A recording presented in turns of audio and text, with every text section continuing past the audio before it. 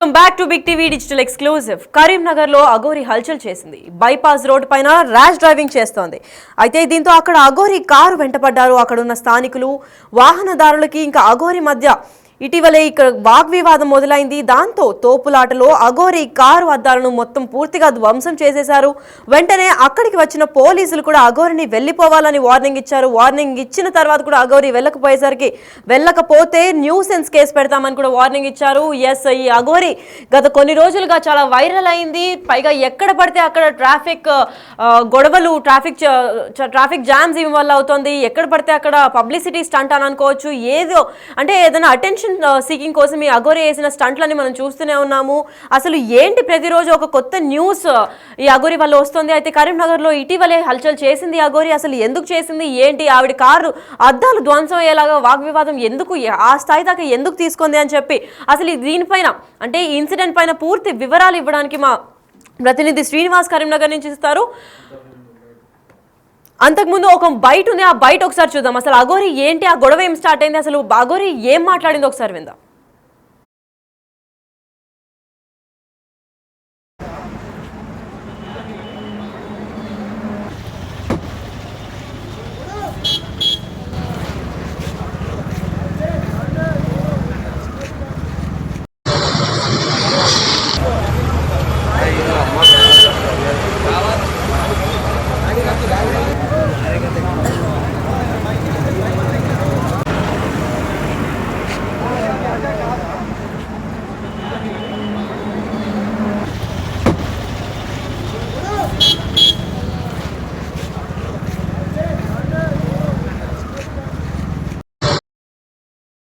ఇప్పుడు మీరు 3వ తారీఖు నాడు వెములవాడ కంపల్సరీ వెములవాడ లోపల ఉన్న దర్గాని కూల్చే వరకు ఎంతమంది అడ్డుకుంటారో రాజకీయ పరంగా కానీ, ఇంకా పలుకుబడి ఎవరైతే ఉంటారో, ఇంకా ముస్లింలు కానీ, ఇంకా క్రిస్టియన్లు కానీ ఎవరు అడ్డుకున్నా కూడా దీన్ని ఆపే ప్రసక్తే లేదు. అది తీసేయాల్సిందంటే తీసేయాల్సిందే. మేం పోయి ఏదో మసీదులో కొట్లాడతలేము, మా గుడిలో మేము కొట్లాడుతున్నాం. మా గుడి లోపల ఆ దరిద్రం ఎందుకు అనేదే నా ప్రశ్న. అదే ఇప్పుడు వేములవాడలో ఉంది కదా దర్గా, అది ఎందుకు వచ్చింది మీకు పర్టికులర్ తెలుసా? వేములవాడలో దర్గా ఉంది, అది పర్టికులర్ గా ఎందుకు వచ్చిందని మీకు తెలుసా? ఒకడు చనిపోయిన దాని గురించి నేను మాట్లాడను. ఇప్పుడు ఒక మనిషి చనిపోతే ఒక గోరి కడతారు, ఆ గోరి లోపల ఉండాల్సిన అవసరం ఏంది? పవిత్ర పుణ్యక్షేత్రము ఎలా అయితే మనం కాశీ అనుకుంటామో, శ్రీకాళహస్తి రాజరాజేశ్వరాన్ని మనం తెలంగాణలో అలా అనుకుంటాం. ఆ దరిద్రం మనకు అవసరమా? అదే ఇంతమంది హిందువులు ఉన్నారు కదా, ఎవ్వరు పోరాడలేదు. తండ్రి నువ్వు అన్నది మంచిగుంది, ఇంతమంది హిందువులు ఉన్నారుగా ఎందుకు ప్రశ్నిస్తలేరంటే, నీకు నీ తల్లి తండ్రి, నీ ఉద్యోగం, నీకు భార్య పిల్లలు ఇవన్నీ ఉన్నాయి పట్టింపులు. నాకేమీ లేదు, నాకు సర్వసం నా దైవం. ఇదే ఘటన పైన కరీంనగర్ లో అఘోరి హల్చల్ చేసింది. దీనిపైన మరింత సమాచారం ఇవ్వడానికి మా ప్రతినిధి శ్రీనివాస్ లైన్ లో ఉన్నారు. శ్రీనివాస్, చెప్పండి, కరీంనగర్ లో అఘోరి మళ్ళీ హల్చల్ చేసింది, అసలు దీనిపైన పూర్తి వివరాలు ఏంటి? లక్ష్మి, నిన్న రాత్రి సమయం లోపల ఇటు అఘోరి కరీంనగర్ లోపల ప్రధాన రహదారి పైన హల్చల్ చేసిందని చెప్పుకోవచ్చు. అయితే నిన్న దాదాపుగా ఉదయం నుండి మొన్న కూడా ఇటు గత 2 రోజుల నుంచి కూడా కరీంనగర్ లోపలనే తిరుగుతున్నటువంటి అఘోరి నిన్న రాత్రి సమయం లోపల కరీంనగర్ నుంచి పెద్దపల్లి వెళ్లేటువంటి సమయం లోపల కొంతమంది ఆకతాయిలు ఆమెను వెంబడించడం కూడా జరిగింది. ఆ కార్లు డ్రైవింగ్ చేసుకుంటూ వెళ్తున్నటువంటి సమయం లోపల కొంతమంది వాహనం పైన వెళ్తూ కూడా కొంతమంది ఆకతాయిలు వెళ్తూ మొబైల్ లోపల ఇటు ఫోటోలు వీడియోలు చిత్రీకరించేటువంటి పరిస్థితి చేస్తున్నటువంటి సమయం లోపల ఇటు అయితే నిన్న ఉదయం సమయం లోపల మానకొండూరు మండలం లోపల అయితే ఈ అఘోరి మాట్లాడుతూ వెములవాడ లోపల ఉన్నటువంటి ఏదైతే దర్గా ఉందో ఆ దర్గాను సనాతన ధర్మం కోసం నేను కొట్లాడుతున్నాను, ఆ దర్గాను తొలగించాలని చెప్పి గత రోజుల నుంచి కూడా ఇటు అఘోరి డిమాండ్ చేస్తుంది. అక్కడ దర్గా ఉండడం ఏంటి, పవిత్రమైనటువంటి రాజరాజేశ్వర స్వామి ఆలయం లోపల దర్గా ఎలా ఉంటుంది, ఖచ్చితంగా తొలగించాలని ఇటీవల వేములవాడకు వచ్చినప్పుడు కూడా తెలపడం కూడా జరిగింది. నిన్న ఉదయం పూట కూడా ఇదే మాటలు మాట్లాడడంతో రాత్రి వెళ్తున్నటువంటి సమయం లోపల ఇటు బైపాస్ రోడ్డు సమయం లోపల కారు ఫాస్ట్ గా వెళ్తున్నటువంటి సమయం లోపల కొంతమంది అఘోరి వెళ్తుందని చెప్పి గుర్తించి బండి పైన వెంబడించడం కూడా జరిగింది. వెళ్తూ ఇటు మొబైల్ లోపల వీడియోలు చిత్రీకరించడంతో అయితే నడి రోడ్డు పైనే కారు ఆపినటువంటి అఘోరి అక్కడ ఉన్నటువంటి యువకులతో వాగ్వాదానికి దిగింది. అయితే ఈ విషయాన్ని గమనిస్తున్నటువంటి పోలీసులు కూడా అక్కడికి పెద్ద ఎత్తున కూడా రావడం జరిగింది. ఆ అఘోరి అక్కడ ప్రత్యక్షం అవడంతో చాలా మంది కూడా అక్కడ గుమిగూడడం జరిగింది. ఈ నేపథ్యం లోపల అక్కడ ఉన్నటువంటి తర్వాత ఇటు అఘోరి పోలీసుల మధ్య కొద్దిసేపు అయితే వాగ్వాదం చోటు చేసుకున్నటువంటి పరిస్థితి కనబడుతుంది.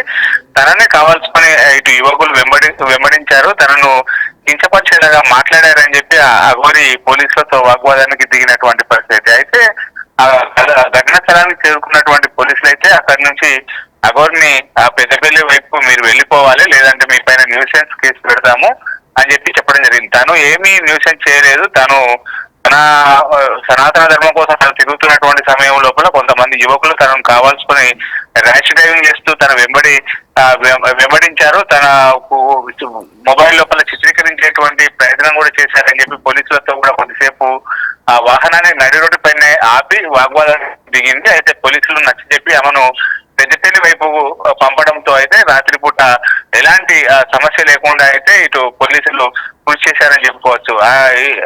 ఎందుకంటే చాలా సందర్భాల లోపల కూడా ఇటు పోలీసులతో వాగ్వాదానికి దిగింది, మొండిగా ప్రవర్తించింది. కానీ నిన్న పోలీసులు చెప్పగానే కేసు పెడతాము, మరొకసారి మీరు పోలీస్ స్టేషన్ తీసుకెళ్తామని చెప్పడంతో అయితే అఘోరి ఆ పెద్దపల్లి వైపుకు వెళ్ళినటువంటి పరిస్థితి కనబడుతుంది మనకు.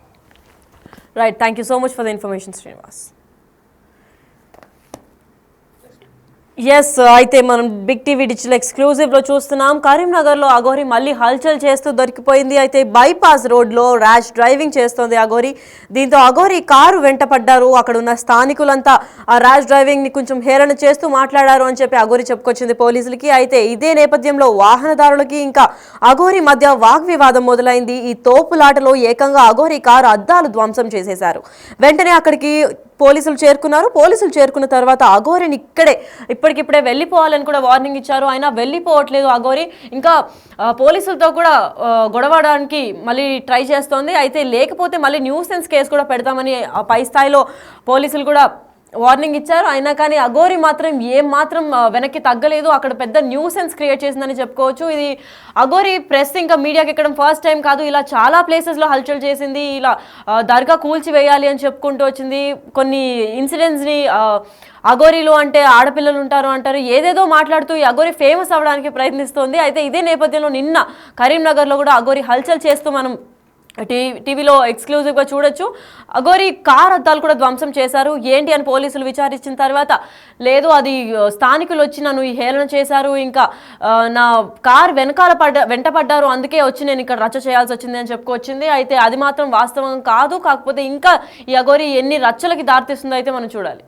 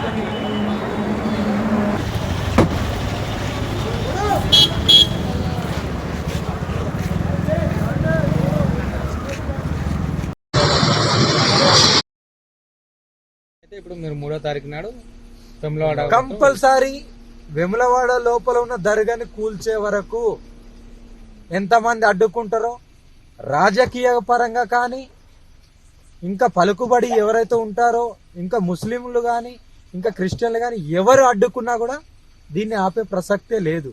అది తీసేయాల్సిందంటే తీసేయాల్సిందే. మేం పోయి ఏదో మసీదులో కొట్లాడతలేము, మా గుడిలో మేము కొట్లాడుతున్నాం. మా గుడి లోపల ఆ దరిద్రం ఎందుకు అనేదే నా ప్రశ్న. అదే ఇప్పుడు వేములవాడలో ఉంది కదా దర్గా, అది ఎందుకు వచ్చింది మీకు పర్టికులర్ తెలుసా? వేములవాడలో దర్గా ఉంది, అది పర్టికులర్ గా ఎందుకు వచ్చిందని మీకు తెలుసా? ఒకడు చనిపోయిన దాని గురించి నేను మాట్లాడను. ఇప్పుడు ఒక మనిషి చనిపోతే ఒక గోరి కడతారు, ఆ గోరి లోపల ఉండాల్సిన అవసరం ఏంది? పవిత్ర పుణ్యక్షేత్రంలో పవిత్ర పుణ్యక్షేత్రము ఎలా అయితే మనం కాశీ అనుకుంటామో, శ్రీకాళహస్తి రాజరాజేశ్వరాన్ని మన తెలంగాణలో అలా అనుకుంటాం. ఆ దరిద్రం మనకు అవసరమా? అదే ఇంతమంది హిందువులు ఉన్నారు కదా, దాని గురించి ఎవ్వరు పోరాడలేదు. తండ్రి నువ్వు అన్నది మంచిగుంది, ఇంతమంది హిందువులు ఉన్నారుగా ఎందుకు ప్రశ్నిస్తలేరంటే, నీకు నీ తల్లి తండ్రి నీ ఉద్యోగం నీకు భార్య పిల్లలు ఇవన్నీ ఉన్నాయి పట్టింపులు. నాకేమీ లేదు, నాకు సర్వస్వం నా దైవం.